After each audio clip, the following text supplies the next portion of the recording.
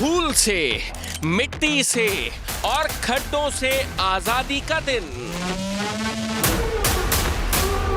खटारा डब्बों में बैठने की टेंशन और ना चिंची रिक्शे का इंतजार की घड़ियां खत्म हुई। अब कराची वालों का सफर होगा मजेदार। गाड़ी फिर घर में रखेंगे, आदमी आदमी इसमें सफर करेंगे। कराची के लोगों को अपना वे ऑफ स्टैंडर्ड पता लगेगा। ग्रीन लाइन बस सर्विस बनाएगी कराची वालों का सफर शानदार।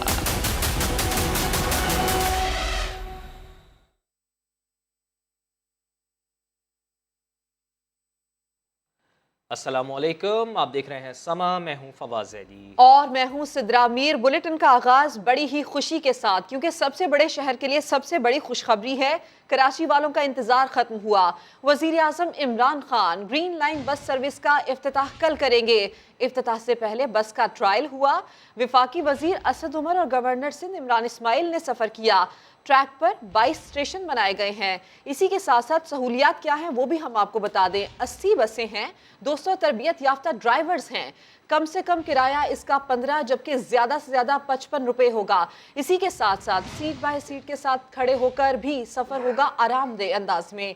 और एयर कंडीशन बसों में मोबाइल चार्जिंग की सहूलियात भी मिलेंगी। बिल्कुल, कराची वालों को सफ़र करने के लिए अब सफ़र नहीं करना पड़ेगा। तवील ट्रैक पर चलेंगी ग्रीन लाइन बसेस। बड़ा तवील इंतज़ार किया है कराची वालों ने। इतना बड़ा मंसूबा कराची के लिए पहली बार शुरू किया गया है और यकीनन ये एक बहुत बड़ी खुशखबरी है। कराची वालों का इंतज़ार ख़त्म हुआ है। वज़ीर आज़म इमरान खान आ रहे हैं Karachi. Green line bus service का वो इफ्तिताह करेंगे कल। इफ्तिताह से पहले बस का ट्रायल भी हुआ है। समा के नुमाइंदे अहमद रहमान खान ने ग्रीन लाइन बस के रूट पर एक रिक्शे पर सफ़र किया। उन्होंने इस सफ़र के दौरान क्या कुछ देखा, आइए आपको भी दिखाते हैं।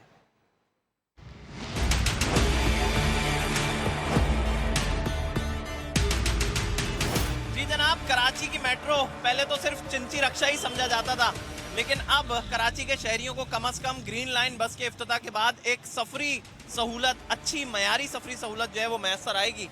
वरना लोग जो है वो चिंची रक्षों में जो है वो ख्वार हो रहे थे और वक्त बर्बाद होता था उनका और परेशानी से सफ़र किया करते थे। भाई आप बताएं, अब सफ़र में क्या समझते हैं, आसानी होगी? कल ग्रीन लाइन बस का इफ्तिताह हो रहा है।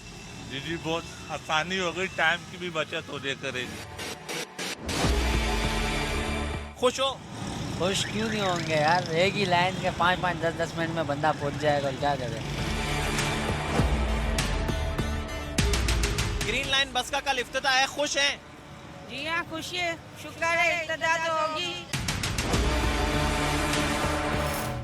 थोड़ी सहूलत हो जाएगी। जो खुआर होते हैं थोड़े बच जाएंगे। बिल्कुल, इस वक्त हम पटेल पाड़ा स्टेशन पे जो है वो मौजूद हैं। ग्रीन लाइन बस का ये स्टेशन है। आप ये कोई 8 सीढ़ियाँ जो है वो तकरीबन चढ़ेंगे और उसके बाद आप ये देख सकते हैं कि एक एलिवेटर जो है वो यहाँ पर आ जाता है। एलिवेटर को क्योंकि काफ़ी अरसे इसमें तामीराती काम चलता रहा तो एलिवेटर में कुछ ख़राबी भी हुई थी और कुछ चीज़ें इसकी चोरी भी हुई थी, लेकिन उसके बाद जो है वो इसके अब तमाम मरम्मती काम जो है वो मुकम्मल कर लिए गए हैं और ये ऑन है। और आप ये देख सकते हैं कि इस वक्त हम उन्हीं एलिवेटर से जो है वो चलते हुए ऊपर की जानिब जो है वो जा रहे हैं। जो लोग सफ़र किया करेंगे इससे अनकरीब, तो वो आराम से अपना सफ़र जो है वो आरामदेह बना सकेंगे। इन एलिवेटर्स के ज़रिए सफ़र करते हुए वो ऊपर आएंगे, इस जानिब आएंगे और फिर ये एक स्टेशन जो है वो इनको यहाँ पे मिलेगा। टिकट बूथ का जो है वो आप देख सकते हैं कि टिकट बूथ जो है वो यहाँ पे लिखा हुआ है बाकायदा। आज जो लोग सरजानी जाना चाहते होंगे वो यहाँ से सरजानी जाएंगे। यहाँ पर मुसलसल जो है वो चीज़ें जो है वो चल रही होंगी कि वो किस जानिब जाने के लिए कौन सी बस का इंतखाब कर सकते हैं। टिकट काउंटर जो है वो, टिकट बूथ जो है वो बनाया गया है। यहाँ से लोग जो है वो टिकट जो है वो वसूल कर सकेंगे। सफ़र की परेशानी अब होगी दूर और आपको बस स्टेशन पर इंतज़ार भी नहीं करना पड़ेगा, क्योंकि ग्रीन लाइन बस हर 3 मिनट बाद अपने स्टेशन पर होगी मौजूद। कैमरामैन कासिम रईस के साथ अहमद रहमान खान, समा, कराची। सरजानी से शुरू होने वाली ग्रीन लाइन बस सर्विस का इख्तिताम नुमाइश चरंगी पर होगा और यहीं से बसें वापस सरजानी की तरफ रवाना होंगी। नुमाइश चरंगी पर ग्रीन लाइन बस का अंडरग्राउंड स्टेशन बनाया गया है। इस अंडरग्राउंड स्टेशन के बारे में मजीद क्या तफसीलात हैं, शायान सलीम हमें बताएंगे। बताइए शायान। तारीख पर तारीख दी जाती रही और ग्रीन लाइन बस मंसूबा मुकम्मल ना हो सका। अब ये बात हो गई है पुरानी, क्योंकि कराची वालों का जो सफ़र है वो रंग ले आया है। ये ख्वाब था जो ग्रीन लाइन बस मंसूबा मुकम्मल होना, वो हकीकत का रूप तकरीबन धार चुका है, क्योंकि आजमाइशी बुनियादों पर बसों को चलाया जा चुका है। इस वक्त जो सबसे मुनफरिद चीज़ है इस मंसूबे की वो ये अंडरपास है जो नुमाइश चौरंगी पर बनाया गया है। कराची का सबसे बड़ा अंडरपास है ये, तो तकरीबन 1 किलोमीटर पर मुहित है। ये स्टेशंस हैं जो हम आपको दिखा रहे हैं। यहाँ से जो पैसेंजर है वो आएंगे और बसों में सफ़र करेंगे। ख़ासकर जो ओल्ड सिटी एरिया में रिहाइश पजीर हैं अफराद, उनके लिए तो यहीं से वो अपने सफ़र का आगाज़ करेंगे। अगर वो यहाँ से कहीं जाना चाह रहे हैं, सेंट्रल में जाना चाह रहे हैं, डिस्ट्रिक्ट सेंट्रल में, यहाँ से वो नागन चौरंगी जा सकते हैं, सखी हसन जा सकते हैं और सुरजानी टाउन जा सकते हैं। तो ये जो अंडरपास है इसको बनाने की वजह यही थी कि जो सुरजानी से बसें आती हैं वो यहाँ से घूम सकें, और उन बसों को घूमने के लिए यहाँ पे एक राउंड अबाउट भी बनाया गया है, जो पहला कराची का ऐसा अंडरपास है जिसके अंदर कोई राउंड अबाउट बनाया गया है। और काफ़ी इसकी तज़ीन व आराइश पर काम किया गया है। खूबसूरती के लिए पौधे लगाए गए हैं और दीवारों को भी बड़ा खूबसूरत बनाया गया है। ब्रिक्स लगाई गई हैं यहाँ पे, एक यानी कि टच दिया गया है तज़ीन व आराइश में कदीम आर्ट का। तो ये जो अंडरपास है ये भी तकरीबन मुकम्मल हो चुका है और अब बसें हैं वो आजमाइशी बुनियादों पर चलाई जा रही हैं। जो कराची वालों का एक ख्वाब था वो मुकम्मल हो गया है। शायान, तफसील के लिए आपका शुक्रिया। तो कराची वाले क्या सोच रहे हैं? खास तौर पर बाइक चलाने वालों का हिसाब किताब कितना बेहतर होगा, जेब कितनी हल्की होगी, ये जानते हैं कराची के शहरी नैयर से जो हमारे साथ मौजूद हैं। तो नैयर, ये बताइए कि आप बाइक चलाकर कहाँ से आते हैं और कहाँ तक जाते हैं? मैं सरजानी से आता हूँ और नुमाइश मेरा रास्ता नुमाइश तक जो था मैं जाता हूँ। तो इस दौरान धूल, मिट्टी, गड्ढे, तो ये सब का मुझे सामना करना पड़ता है। ठीक है, तो कितना पेट्रोल लग जाता है? तकरीबन 200 रुपये का मैं रोज़ाना पेट्रोल डलवाता हूँ और इसके अलावा बाइक की मेंटेनेंस एक अलग है और इसमें ऑयल भी डलवाना पड़ता है, तो मेरा खर्चा बढ़ेगा। तो ग्रीन लाइन के आने के बाद क्या हिसाब किताब हो जाएगा आपका? ग्रीन लाइन के बाद 55 रुपये इसका टिकट है एक तरफ, और दूसरी जानिब यानी कि मुझे दोनों पड़ जाएगा 110 रुपये एक दिन का। तो मुझे तकरीबन 2200 रुपये की बचत हो जाएगी। 2200 रुपये की बचत हो जाएगी। That's really great. कहाँ 6000 रुपये और कहाँ 2200। तो जनाब, सुरजानी से नुमाइश तक बाइक पर सफर करने वाला रोज बाइक पर 200 रुपये का पेट्रोल लगाता है। ग्रीन लाइन पर एक तरफ का किराया 55 रुपये है, यानी रोज के 110 रुपये।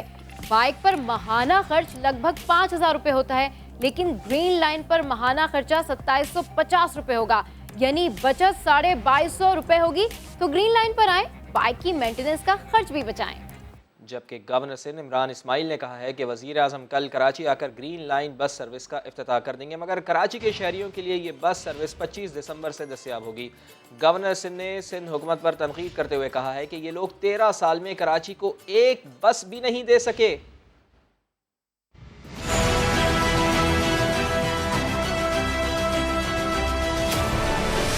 इंशाअल्लाह कल वज़ीर आज़म इमरान खान 10 दिसंबर बरोज़ जुमा कराची में आके इस बस का बाकायदा इफ्तिताह करेंगे। 15 दिन के ट्रायल पीरियड पे ये बसें चलेंगी। कायदे आज़म मोहम्मद अली जिन्ना की बर्थडे के दिन इंशाअल्लाह ये बसों का बाकायदा आगाज़ हो जाएगा, जिसमें आप और हम टिकट लेकर सफ़र कर सकेंगे। अल्हम्दुलिल्लाह आज हमने ग्रीन लाइन की बस में आप सब के साथ सफ़र किया और उसकी आपने क्वालिटी, कंस्ट्रक्शन की क्वालिटी, बसों की क्वालिटी और मयारी आपने चीज़ें आज देखी। कराची ये डिज़र्व करता था कि आज से 10 साल पहले ये कराची को दी जाती। किसी भी कॉस्मोपॉलिटन सिटी के अंदर जो कटी फटी बसें जो कराची में चलती हैं, जिसमें हमारे लोग सफ़र करते हैं, उन बसों में वो गैर इंसानी बसें हैं। 13 साल से पीपल्स पार्टी की हुकूमत ने कराची को एक बस तक नहीं दी। जबकि लीगी रहनुमा मोहम्मद जुबैर कहते हैं ग्रीन लाइन नवाज हुकूमत का तोहफा है, इफ्तिताह हमने कर दिया, वजीर आजम को कल आने की जरूरत नहीं है। ने इफ्तिताह कर दिया है। इमरान खान साहब, आपको यहाँ आने की जरूरत नहीं है, इफ्तिताह हो चुके हैं। जिन्होंने इफ्तिताह करना था उनकी आप तख्ती ना हटाएं आके। इतने धक्के और इतने डंडे मेरा ख्याल है थोड़ा सा ख्याल करना चाहिए था, और हम कहीं ऊपर भी नहीं जा रहे थे, हम इसी फुटपाथ पर आगे जाके इफ्तिताह कर रहे थे। एक पट्टी थी जिसको हमने काटना था और वो हमने कर दिया, अल्लाह का शुक्र है, हम मुतमईन हैं। कामयाबी के 100 बाप और नाकामी यतीम होती है। कराची ग्रीन लाइन मंसूबे के साथ भी यही कुछ हो रहा है, जिसका क्रेडिट लेने की कोशिश नून लीग के एहसन इकबाल और मोहम्मद जुबैर को महंगी पड़ गई। मंसूबे की अलामती इफ्तिताह की कोशिश के दौरान एहसन इकबाल को डंडा पड़ गया। मोहम्मद जुबैर धक्कम पेल में फंस गए। वफाकी वजीर असद उमर ने एहसन इकबाल को बेगाने की शादी में दीवाना करार दे दिया। कराची ग्रीन लाइन मंसूबा किसने शुरू कराया, किसने तकमील की, क्रेडिट लेने की जंग छिड़ गई। कराची की पहली मेट्रो का अलामती इफ्तिताह करने नून लीग के रहनुमा एहसन इकबाल और मोहम्मद जुबैर कारकुनों के हमरा नाजमाबाद 7 नंबर पहुंचे। पुलिस और रेंजर्स ने उन्हें ब्रिज पर जाने से रोका तो लीगी कारकुनों ने नारेबाजी शुरू कर दी।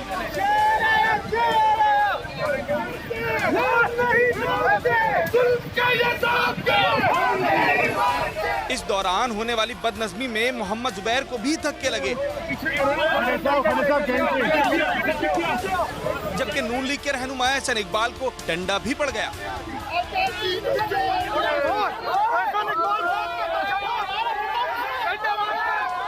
जिससे उनके हाथ पर चोट आई। एहसन इकबाल ने न्यूज कॉन्फ्रेंस में अपनी चोट दिखाते हुए कहा कि उन्हें कराची के लिए खून बहाने पर फख्र है। मैंने पहले भी गोली खाई है, आज अगर लाठियां खा के फिर मेरा लहू कराची की धरती पे गिरा है तो मुझे इस पे कोई पशेमानी नहीं है, मुझे फख्र है इस पे। देखिए, शर्म तुमको मगर फिर भी नहीं आती। कल तक तो तुम मेट्रो बस को जंगला बस कहते थे, आज उस मेट्रो बस के शान में कसीदे के फ्लैक्स लगाए हुए हैं। आज उसी मेट्रो बस का क्रेडिट लेने इमरान न्याजी कराची आ रहा है।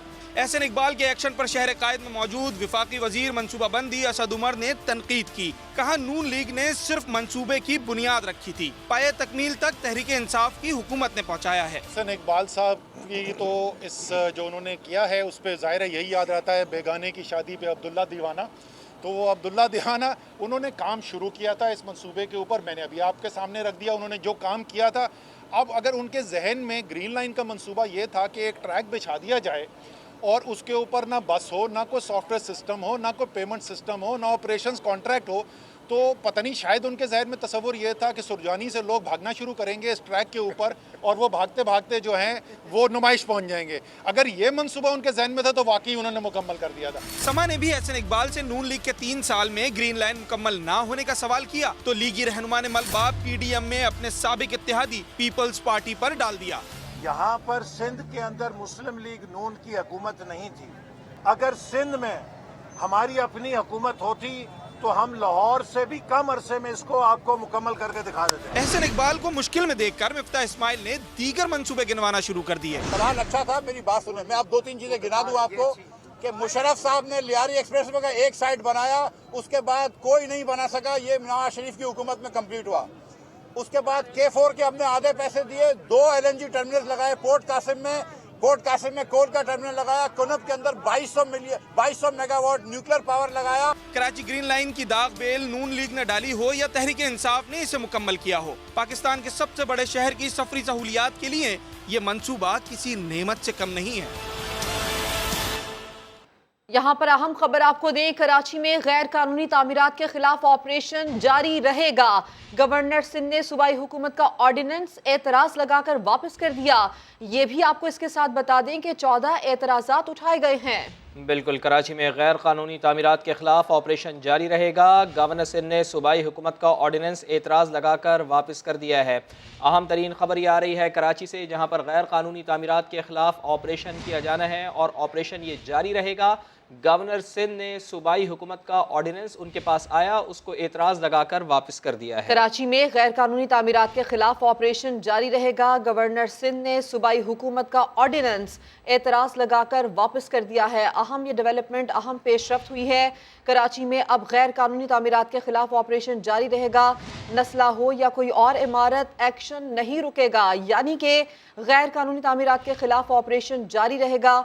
गवर्नर सिंध ने सूबाई हुकूमत का ऑर्डिनेंस एतराज लगाकर वापस कर दिया है। और इसी के साथ साथ ये भी तफसील है कि नस्ला हो या कोई और इमारत, एक्शन नहीं रुकेगा। बिल्कुल, कराची में गैर कानूनी तामीरात के खिलाफ ऑपरेशन जारी रहेगा। गवर्नर सिंध ने सूबाई हुकूमत का ऑर्डिनेंस एतराज़ लगाकर वापस कर दिया है। और साथ में ये भी आपको बताएं कि कोई भी इमारत हो, नस्ला हो या कोई इमारत, एक्शन नहीं रुकेगा। सिंध हुकूमत के ऑर्डिनेंस में 14 निकात तमाम पर एतराज़ात उठाए गए हैं। सिंध हुकूमत के जो 14 निकात थे ऑर्डिनेंस में, उनके तमाम निकात पर एतराज़ात उठाए गए हैं गवर्नर सिंध की जानिब से। तो अब बाकायदा इस ऑर्डिनेंस को एतराज़ लगाकर वापस कर दिया गया है गवर्नर सिंध की जानिब से, यानी कि कराची में किसी भी किस्म की गैर कानूनी कोई इमारत हो, कोई भी बनेगी तो उसके खिलाफ एक्शन होगा, वो एक्शन नहीं रुकेगा।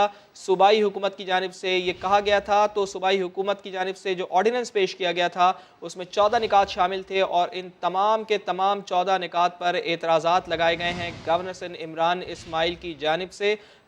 14 एतराज़ात किए गए हैं सिंध हुकूमत के ऑर्डिनेंस में गवर्नर सिंध इमरान इस्माइल की जानिब से। जी हाँ, कराची में गैर कानूनी तामीरात के खिलाफ अब ऑपरेशन नहीं रुकेगा। गवर्नर सिंध ने सूबाई हुकूमत का ऑर्डिनेंस एतराज़ लगाकर वापस कर दिया है और ये कहा गया है कि नस्ला हो या कोई और इमारत, एक्शन नहीं रुकेगा।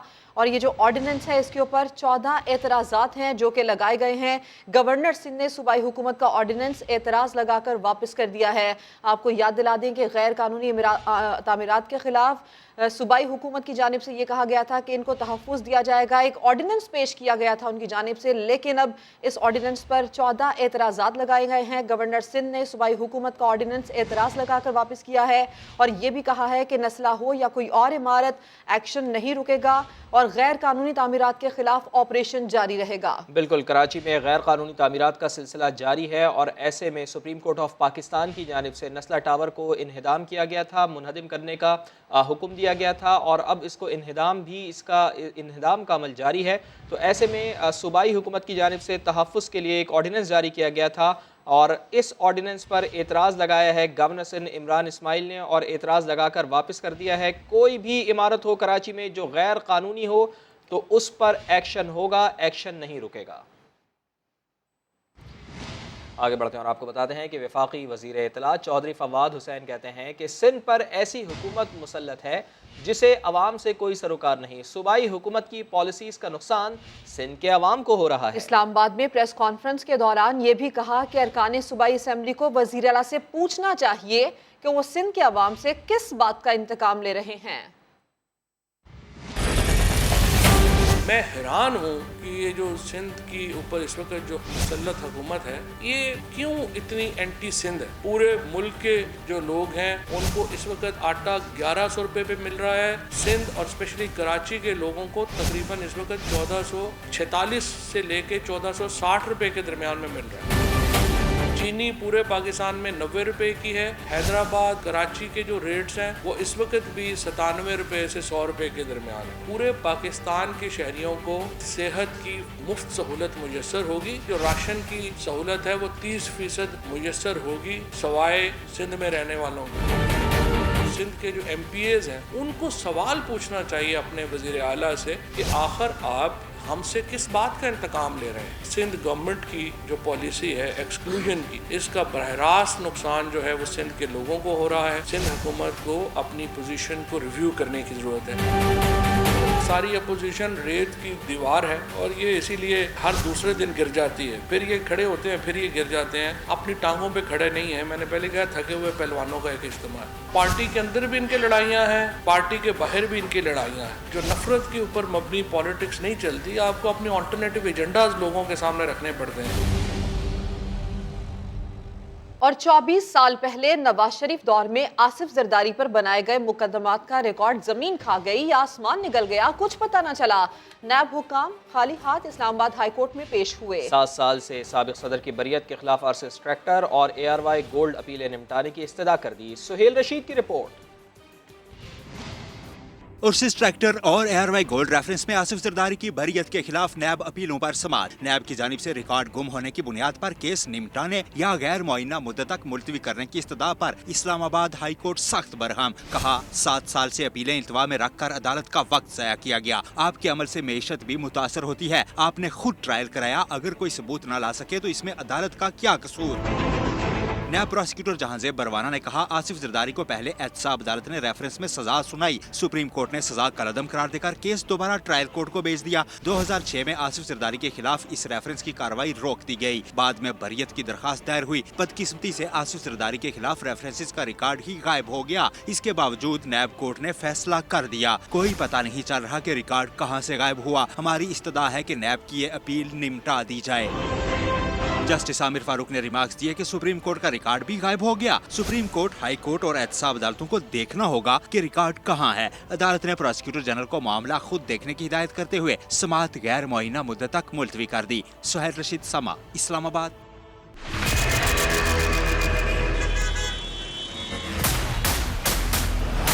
धूल से, मिट्टी से और खड्डों से आजादी का दिन। खटारा डब्बों में बैठने की टेंशन और ना चिंची रिक्शे का इंतजार की घड़ियां खत्म हुई। ये दुबई नहीं, कराची है और यहाँ पर शानदार बसें चलेंगी। अब कराची वालों का सफर होगा मजेदार। गाड़ी फिर घर में रखेंगे, राजीव गांधी इसमें सफर करेंगे। कराची के लोगों को अपना वे ऑफ स्टैंडर्ड पता लगेगा। ग्रीन लाइन बस सर्विस बनाएगी कराची वालों का सफर शानदार। कराची का पहला मेट्रो मंसूबा ग्रीन लाइन बस का फेज 1 16 अरब 8 करोड़ रुपए की लागत से 2017 में मुकम्मल होना था, लेकिन मंसूबे की तकमील की कई तारीखें सामने आ चुकी हैं। मेगा मंसूबे में अब तक क्या क्या मराहिल आए, जानते हैं इस रिपोर्ट में। ग्रीन लाइन प्रोजेक्ट कराची के शहरियों के लिए ट्रांसपोर्ट की फराहमी का सबसे बड़ा मंसूबा।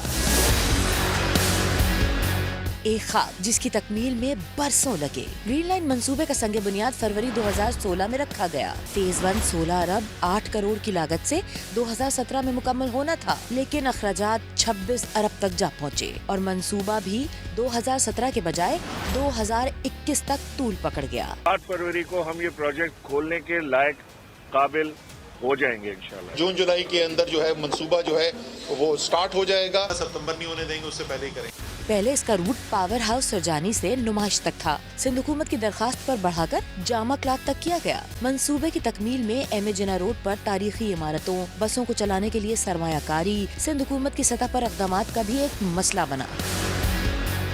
सुरजानी से नुमाइश तक फेज 1 मंसूबा 21 किलोमीटर तवील है, जिस पर 22 स्टेशन बने हैं। इब्तदाई तौर पर 1,35,000 लोगों को यौमिया सहूलत मिलेगी, जबकि मंसूबे की तौसी के बाद रोजाना 3 लाख मुसाफिर सफर कर सकेंगे। मंसूबे के फेज 2 पर काम अभी बाकी है।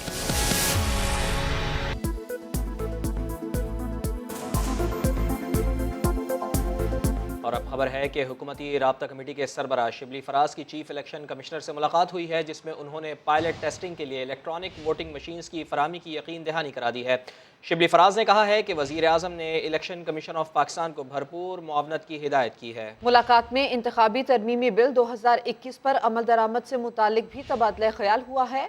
मुलाकात में इलेक्शन कमीशन के रुकने सिंध और बलूचिस्तान भी मौजूद थे और इसी के साथ साथ इसकी मज़ीद तफसीलात ये भी हैं कि पायलट टेस्टिंग के लिए इलेक्ट्रॉनिक वोटिंग मशीन्स की फराहमी की यकीन दहानी करवाई गई है। शिबली फराज ने कहा कि वज़ीर आज़म ने इलेक्शन कमीशन को भरपूर मुआवनत की यकीन दहानी करवा दी है और बल्दियाती इंतखाबात में सिर्फ मेयर के इंतखाब में EVM इस्तेमाल होगी। इस्लामाबाद में मेयर की नशिस्त पर 3,900 इलेक्ट्रॉनिक वोटिंग मशीन इस्तेमाल होंगी। ऑर्डिनेंस के बाद बल्दियाती इंतखाबात में इलेक्ट्रॉनिक वोटिंग मशीन का इस्तेमाल लाजमी है। ये भी तफसील इस मुलाकात में सामने आई है। एक अहम मुलाकात हुई है हुकूमती राबता कमेटी के सरबराह शिबली फराज की चीफ इलेक्शन कमिश्नर से, जिसमें उन्होंने पायलट टेस्टिंग के लिए इलेक्ट्रॉनिक वोटिंग मशीन की फराहमी की यकीन दहानी करवाई है। सुप्रीम कोर्ट ने स्वात के इलाके संगोटा में 73 कैनाल अराजी पब्लिक स्कूल को वापस करने का हुक्म दे दिया है। अदालत ने मुकर्ररा वक्त के बाद अपील दायर करने पर खैबर पख्तूनख्वा हुकूमत पर बरहमी का इजहार किया है। अदालत ने इस ताख़ीर को सरकारी इमलाक की हिफाजत में सूबाई हुकूमत की नाकामी करार दिया। मजीद जान लेते हैं, जुल्करनैन इकबाल हमारे साथ हैं। जुल्करनैन, बताइए फैसले में मजीद क्या कहा गया? देखिए, स्वात का इलाका है संगोटा, इसमें 73 कनाल अराजी पर ये पब्लिक स्कूल कायम था। जिस पर सुप्रीम कोर्ट ने इसकी जमीन वापस सरकार से लेके तो स्कूल को देने का हुक्म दिया है और इस वाले से हाई कोर्ट का हुक्म कलअदम करार दे दिया है। ताखीर से हुकूमत की जानिब से अपील दायर की गई जिस पर जस्टिस काजी फाइज ईसा ने जो तहरीर करदा फैसला उसमें बरहमी का इजहार किया गया और कहा है कि इस स्कूल को पहले दहशतगर्दों ने ये बम से उड़ाया जिसकी वजह से 5 साल यहाँ पढ़ाई नहीं हो सकी। ये सवात पूरे जिले का वाहिद तालीमी इदारा है जिसमें सिर्फ लड़कियों को तालीम दी जाती है और हुकूमत की जानिब से ताखीर से अपील दायर करने का नतीजा भी वही हो सकता था जो दहशतगर्दों के हमले के बाद हुआ, यानी कि स्कूल उस वक्त भी बंद हो सकता था।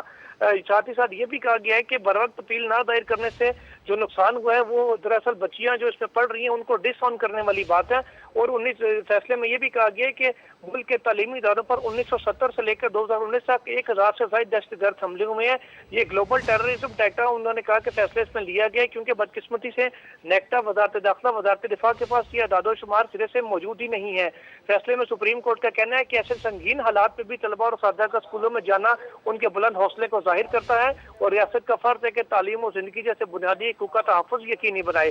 जस्टिस काजी फाइज ईसा ने 5 सफ़हात पर मुश्किल फैसला ये उर्दू ज़बान में तहरीर किया है। तफसील के लिए आपका शुक्रिया जुल्करनैन। आपको बताएं कि सुप्रीम कोर्ट ने स्वात के इलाके संगोटा में 73 केनाल अराजी पब्लिक स्कूल को वापस करने का हुक्म दिया है। अदालत ने मुकर्रर वक्त के बाद अपील दायर करने पर पख्तूनख्वा हुकूमत पर बरहमी का इजहार किया है। वज़ीर बराए अमूर कश्मीर अलीमीन गंडापुर को खैबर पख्तूनख्वा बल्दियाती इलेक्शन के सिलसिले में ज़ाब्ता अखलाकी खिलाफ वर्जी महंगी पड़ गई। इलेक्शन कमीशन ने वफाकी वज़ीर पर 50,000 रुपये जुर्माना आयद कर दिया। दोबारा खिलाफ वर्जी पर नाअहली की कार्रवाई शुरू करने की तंबीह कर दी। समा के नुमाइंदे जुल्करनैन इकबाल ही हमारे साथ मौजूद हैं। जुल्करनैन इकबाल, अभी तो जुर्माना हुआ है अली अमीन गंडापुर पर, लेकिन खिलाफ वर्जी की गई तो नाअहली भी हो सकती है। हाँ जी बिल्कुल, डिस्ट्रिक्ट मॉनिटरिंग ऑफिसर ने अली अमीन गंडापुर को तलब किया था, वो उनके सामने पेश हुए और तमाम जो हक़ाइक़ उनका जायजा लेने के बाद तहरीरी हुक्मनामा जारी किया गया डिस्ट्रिक्ट मॉनिटरिंग ऑफिसर की जानिब से, जिसमें कहा गया कि अली अमीन गंडापुर इंतखाबी ज़ाब्ता अखलाक की खिलाफ वर्जी के मुर्तकिब पाए गए हैं, जिसके तहत इलेक्शन कमीशन अपने इख्तियारात इस्तेमाल करते हुए उन्हें 50,000 रुपये जुर्माना आयद करता है। और साथ ही साथ ये कहा गया कि जुम्मा यानी 10 दिसंबर तक वो सरकारी खजाना में पैसे जमा करवा के उसकी रसीद भी जमा करवाएं। साथ ही साथ ये भी अली अमीन गंडापुर को तंबीह की गई है कि आइंदा अगर उन्होंने कोड ऑफ कंडक्ट की खिलाफ वर्जी की तो उनके खिलाफ नाअहली की कार्रवाई भी शुरू की जा सकती है इलेक्शन एक्ट 2017 के तहत। जी बहुत शुक्रिया। सिंध मोहम्मद बिन कासिम से मुग़ल सलातीन तक मुसलमान हीरोज़ किस तरह के जंगी हथियार इस्तेमाल किया करते थे। रावलपिंडी के अयूब पार्क में कायम आर्मी म्यूज़ियम में सामान हर्ब की इर्तिकाई तारीख़ महफूज है। म्यूज़ियम की सैर करवा रहे हैं उमर बिन आसिफ। ये हैं वो तीर, कमान और तलवारें जिनसे गुजरे वक्तों में मुस्लिम जंगजुओं ने दुश्मनों पर धाक बिठाई थी। रावलपिंडी के अयूब पार्क म्यूजियम में रखी गई ज़रा बख्तर और ढालें भी देखिए। मोहम्मद बिन कासिम, सुल्तान महमूद गजनवी और दूसरे मुस्लिम सिपह सालारों ने इन्हीं औजारों से इस्लाम दुश्मनों के वार रोके थे। और ये हैं वो दौरे जदीद के टैंक्स, जंगी तैयारों, मशीन गन्स और राइफल के मॉडल्स। पाक फौज ने भारत के खिलाफ जंगों और इंसदाद दहशत गर्दी के लिए जिन दिफाई असासों का इस्तेमाल किया वो भी म्यूजियम का हिस्सा है। ज्यादातर हमारा जो यहाँ पर है वो एंटिक्विटी में है कि एंटीक किस्म के वेपन दिखाए जाए ताकि लोगों को वेपन्स की डेवलपमेंट की एवोल्यूशन का पता चले। शहरी कहते हैं ये म्यूजियम तो नई नस्ल के लिए जंगी तारीख से आगाही की दरसगाह है। नौजवान भी अपने विरसे से बड़ी मोहब्बत करते हैं। इन चीज़ों को जो है वो अगर हम देखेंगे, पढ़ेंगे, सोचेंगे, समझेंगे, फिर ही जो है हम इनको जो है अपने बच्चों तक जो है वो ला सकेंगे। यही नहीं, पत्थर के जमाने में इंसान अपना तहफ़्फ़ुज़ कैसे करता था, म्यूजियम में इसकी झलक भी देखी जा सकती है। हथियार जमाने कदीम से इंसान की जरूरत रहा है। इस म्यूजियम में रखे माजी से हाल तक के हथियार अस्करी तारीख के गवाह हैं। कैमरामैन जुल्फ़िकार अली के साथ उमर आसिफ, समा, रावलपिंडी। कोरोना की नई किस्म के बारे में आपको अपडेट करें। कराची में कोरोना के ओमिक्रॉन वेरिएंट का मुश्तबा केस सामने आने पर तशवीश की लहर दौड़ गई है। वज़ीर सेहत सिंध अज़रा पेचोहो ने कहा कि टेस्ट की रिपोर्ट आने तक वेरिएंट की मौजूदगी की तस्दीक नहीं की जा सकती। कराची में ओमिक्रॉन वेरिएंट का मुश्तबा केस सामने आने की खबर ने हलचल मचा दी। इस हलचल का सबब district health officer Karachi east का ये एलामिया बना है, जिसके मुताबिक 65 साल खातून ओमिक्रॉन वायरस से मुतासरा हैं और निजी अस्पताल से डिस्चार्ज होने के बाद घर पर आइसोलेशन गुजार रही हैं।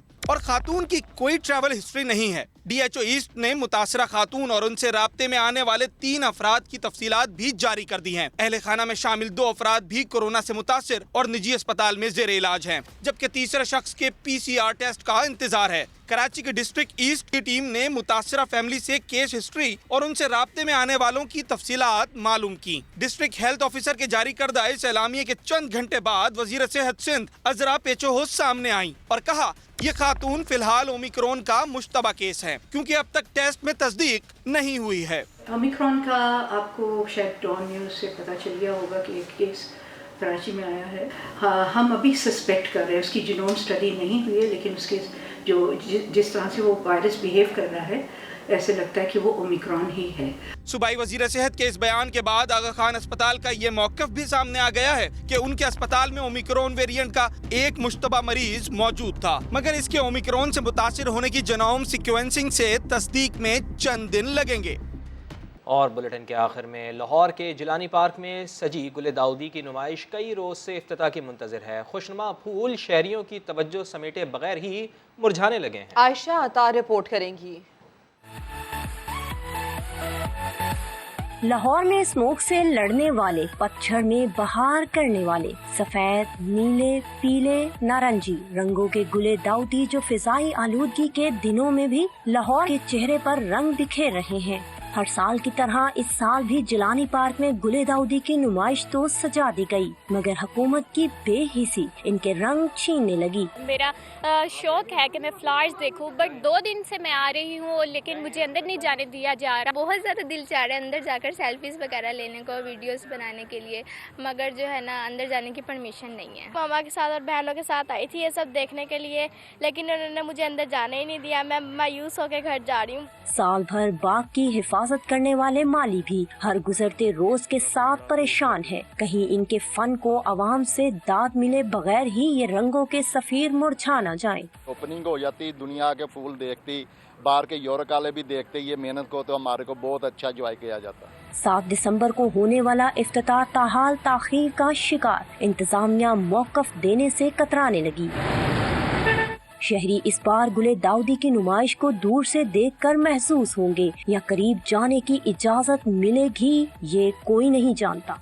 गुले दाऊदी के रंगारंग फूलों की दिलावेज तरतीब व तश्कील देखकर अल्फाज को एहसासात में बयान करना मुमकिन नहीं, मगर अफसोस कई रोज गुजर जाने के बावजूद भी शहरी फितरत की रंगीनियों को करीब से देखने के मुंतज़िर हैं। कैमरामैन जवाद यहिया के साथ आयशा आता समा, लाहौर।